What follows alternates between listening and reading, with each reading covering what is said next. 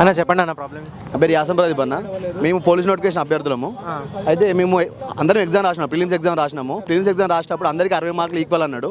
తర్వాత ఎగ్జామ్ అయిపోయినాక మాకు మార్కులు తగ్గించిండు అన్న. వాస్తవానికి ఒకసారి నోటిఫికేషన్ ఇచ్చినప్పుడు ఎటువంటి దానిలో కామా పులిస్టా కూడా మారవద్దు. అట్లాంటి దొంగ జీవోలు తీసుకొచ్చిన 57, 50 నెంబర్ జీవోలు తీసుకొచ్చి మార్కులు తగ్గించిండు. అయితే నెగిటివ్ మార్కింగ్ ఉన్నప్పుడు మార్కులు తగ్గియద్దు. నువ్వు మామూలు నెగిటివ్ మార్కింగ్ లేకపోతే మార్కులు తగ్గిస్తే అందరికీ న్యాయం జరుగుతుంది. ఎందుకంటే అందరూ 200 అటెంప్ట్ చేసేస్తారు.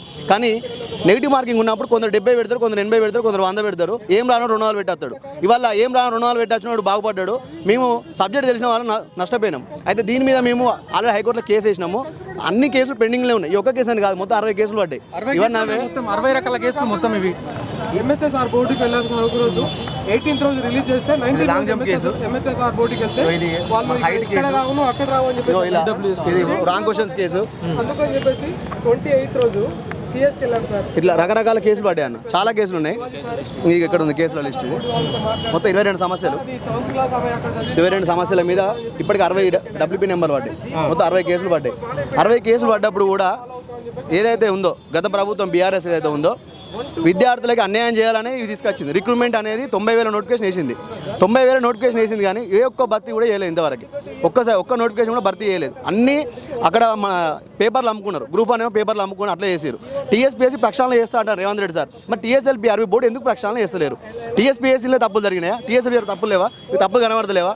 ఇన్ని కేసులు పడ్డాయి. కేసులు పడ్డప్పుడు ఓన్లీ టీఎస్పీఎస్సీనే మాట్లాడడం మాకు చాలా బాగుంది. ఎందుకంటే మేము గత ప్రభుత్వానికి గద్దె దించాలని మేమందరం రేవంత్ రెడ్డి సార్ మేము కలిసినాము.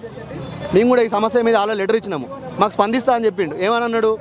మా ప్రభుత్వం లేదు, మా ప్రభుత్వం వస్తే ఖచ్చితంగా మేము ప్రక్షాళన చేస్తామన్నాడు. మరి ఇంతవరకు స్పందన లేదు. మేము అడుగుతున్నాం ఏంటంటే ఒక 5 నిమిషాలు మాకు రేవంత్ రెడ్డి సార్ మాకు అపాయింట్మెంట్ ఇస్తే మేము మా సబ్జెక్ట్ మొత్తం చెప్తాము. దీనికి ఒక న్యాయశాల వేయచ్చు. దీనికి ఇప్పుడు ల్యాండ్ ఆర్డర్ ప్రాబ్లం అవుతుంది. 46 జీవో అని, రాంగ్ క్వశ్చన్ అని, 57-58 జీవో అని, జాబ్ వచ్చిన వాళ్ళు జాబ్ వచ్చిందని, జాబ్ ట్రైనింగ్ పోవాలని వాళ్ళు, 46 జీవో రద్దు చేయాలని వీళ్ళు, మేము 57 జాబ్ రద్దు చేయాలని మేము, ఇలా రకరకాల ప్రాబ్లమ్స్ ఉన్నాయి. దీనికి ఒక న్యాయ కమిటీ వేసి ఒకటి మంచి అంటే ఎట్లా అంటే అందరికీ న్యాయం జరిగే విధంగా ఏదైనా కమిటీ చేయొచ్చు. దీని మీద సిట్టింగ్ చేసి విచారణ చేయొచ్చు. చాలా ఉన్నాయి. మేము మాట్లాడతామంటే మాకు ఇంతవరకు అవకాశం కల్పిస్తలేదు. 3 వీక్స్ అవుతుంది గవర్నమెంట్ వచ్చి, అయినా కానీ మీకు ఛాన్స్ ఇస్తలేడు అన్న. ఇప్పుడు ఒకటి ఏమంటున్నారు రేవంత్ రెడ్డి సార్ ఏమన్నాడు? ఇది నిరుద్యోగుల ప్రభుత్వం, ప్రజల ప్రభుత్వం, నిరుద్యోగులే గెలిపించుకున్నారు అన్నాడు. మరి నిరుద్యోగులు ఎందుకు పట్టించుకుంటలేరు? మేమే కదా నిరుద్యోగులం. మేము సొంతంగా డబ్బులు పెట్టుకొని తిరిగినామన్నా. సొంతంగా డబ్బులు పెట్టుకొని తిరిగినాం. బస్సు పెట్టుకొని తిరిగి తెలంగాణ కాంగ్రెస్ గవర్నమెంట్ని గెలిపించుకున్నామన్న. 2022లో వచ్చిన నోటిఫికేషన్ నుంచి ఇప్పటి వరకు ప్రతి ఒక్క దాంట్లో అవకతవకలే అన్న. లాంగ్ జంప్ అవకతవకలే, ప్రిలిమ్స్ అవకతవకలే. ఆఖరికి మెయిన్ ఎగ్జామ్లో 10 క్వశ్చన్లు రాంగున్నాయని చెప్పి బోర్డే చెప్పిందన్న. 10 క్వశ్చన్లు రాంగున్నప్పుడు నువ్వు రిజల్ట్ ఎట్లా ఇస్తావు? రిజల్ట్ ఇవ్వద్దు. బోర్డు చెప్పింది రిజల్ట్. కోర్టు న్యాయస్థానం ఏమని చెప్పింది? రిజల్ట్ ఉన్న కోర్టులో కేసు ఉన్నప్పుడు రిజల్ట్ ఇవ్వనప్పుడు ఈ చైర్మన్ వివి శ్రీనివాస్ గారు కేసు రిజల్ట్ ఇచ్చేసిండు. ఇప్పుడు ప్రతి దాంట్లో నువ్వు ఒక దాంట్లో కేసు ఉన్నప్పుడు నువ్వు రిజల్ట్ ఎట్లా ఇస్తావు? ఇప్పుడు లిస్టు చేంజ్ చేస్తే కొన్ని వేల మంది చనిపోయే ఛాన్సెస్ ఉంటుంది. ప్రతి దాంట్లో అవకతవకలే అన్న. ఫస్ట్ టీఎస్పీఎస్సీ కాదు ప్రక్షాళన చేయాల్సింది, టీఎస్పీఎల్ఏబీ అని. వివి శ్రీనివాసరావుని సస్పెండ్ చేసి దీని మీద నిజ నిర్ధారణ కమిటీ వేయాలన్న. 14 నెలల నుంచి కొట్లాడుతున్నాం మేము. నోటిఫికేషన్ వచ్చినప్పటి నుంచి ఇంతవరకు మాకు న్యాయం జరగలేదు. 30 మంది చనిపోయారు. ప్రతి దాంట్లో అవకతవకలే. ఈవెంట్స్లో చనిపోయారు, రన్నింగ్ గుర్తులు చనిపోయారు. ఎక్కలేని విధంగా ఎగ్జామ్ పెట్టేసారు, లాంగ్ జంప్ పెట్టేసారు. చనిపోయిన వాళ్ళ అన్ని ఫొటోస్ ఉన్నాయి మా దగ్గర.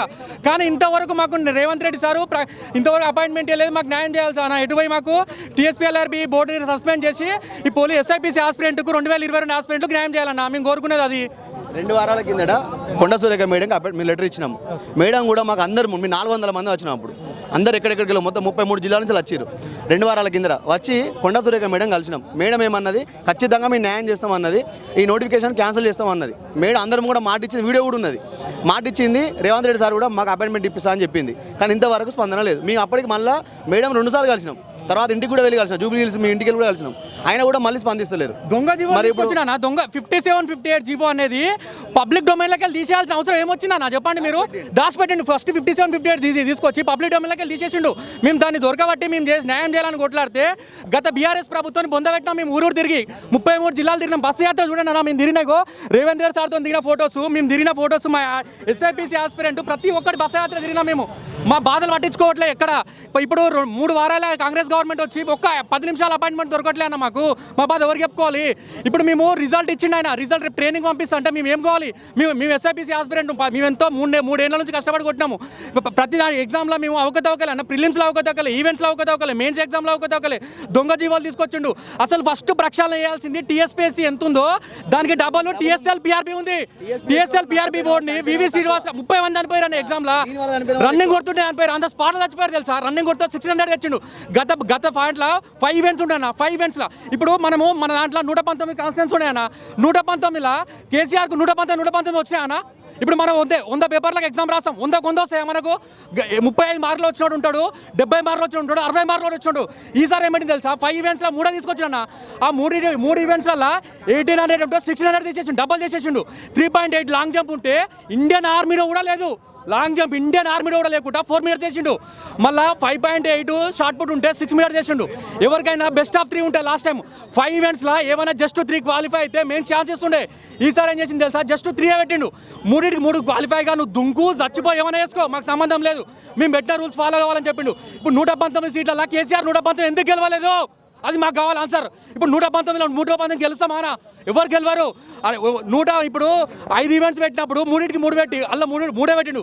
3 పెట్టి 3 క్వాలిఫై కాదు, నువ్వు దుంకులేకుండా చచ్చిపో అంటే ఏమన్నది? మేము దుంకి చచ్చిపో 30 మంది చచ్చిపోయారన్న మా పిల్లలు. వాళ్ళ తల్లిదండ్రులు ఏం కావాలి? అసలు ఎందుకు రేవంత్ రెడ్డి సార్ దీని మీద ఆలోచిస్తలేడు? అది కావాలి మాకు ఆన్సర్. 30 మంది అంత స్పాట్ చచ్చిపోయారు. ఇప్పుడు 100 పేపర్ రాస్తే 100 మార్కులు వస్తాయా? రావు కదా. నువ్వు అలా చదివినోడు ఉంటాడు, దుంకునోడు ఉంటాడు. ఇండియన్ ఆర్మీలో లేని ఇక్కడ తెలంగాణలో ఏం వసతులు ఉన్నాయన్నా? స్పోర్ట్స్ పర్సన్కి ఏమి ఇచ్చారు రేవంత్ రెడ్డి సార్ చెప్పండి? కేసీఆర్ 10 ఏళ్ళు పరిపాలించి ఏం స్పోర్ట్స్ అకాడమీ ఏముంది? గ్రౌండ్లో ఏముంది? ఇప్పుడు బర్రెలు కాస్తున్నారు తెలుసా, బర్రెలు మేపుకుంటారు వాళ్ళు పెట్టిన గ్రౌండ్లలో. మాకేం స్పోర్ట్స్ లేదంట్లా. మేము లాంగ్ జంప్లు ఎట్లా ఎంతమంది క్వాలిఫైర్ కాలేదు తెలుసా? 8 లక్షల మంది ఎగ్జామ్ రాస్తానా, 1,00,000 మంది పోయినారు మెయిన్స్ అంతే, 1,00,000 మంది అంటే 7 లక్షల మందిని దొక్కేసింది గత బీఆర్ఎస్ ప్రభుత్వము, గత వివి శ్రీనివాసరావు. సో దీని మీద మాకు నిజ నిర్ధారణ కమిటీ చేసి ఇలా దీన్ని ప్రక్షాళన చేయాల్సిన అవసరం తక్షణం ఉందన్న. ఇప్పుడు కూడా కాంగ్రెస్ అంతే చేస్తుందంటారా? కాంగ్రెస్ అంతే చేస్తే ఇప్పుడు మేము 2 వారాలైనా 3 వారాల కాంగ్రెస్ గవర్నమెంట్ వచ్చి మేము ప్రతిరోజు ఇప్పటికీ ఒక 10 సార్లు రిప్రజెంట్ చేయొచ్చు. ప్రగతి భవన్కి వెళ్ళాము. మాకు ఒక 10 నిమిషాలు టైం ఇచ్చి రేవంత్ రెడ్డి సారు మా బాధ ఏందో అర్థం చేసుకుంటే మా బాధ చెప్పగలుగుతామన్నా. ఇప్పుడు నువ్వు పెట్టిందే 5 ఈవెంట్స్ అన్న, 5 ఇట్లల్లో 5 క్వాలిఫై అంటే ఎట్లా క్వాలిఫై అని చెప్పు. పోయినసారి 5 ఉండే, ఈసారి 3 చేసిండు.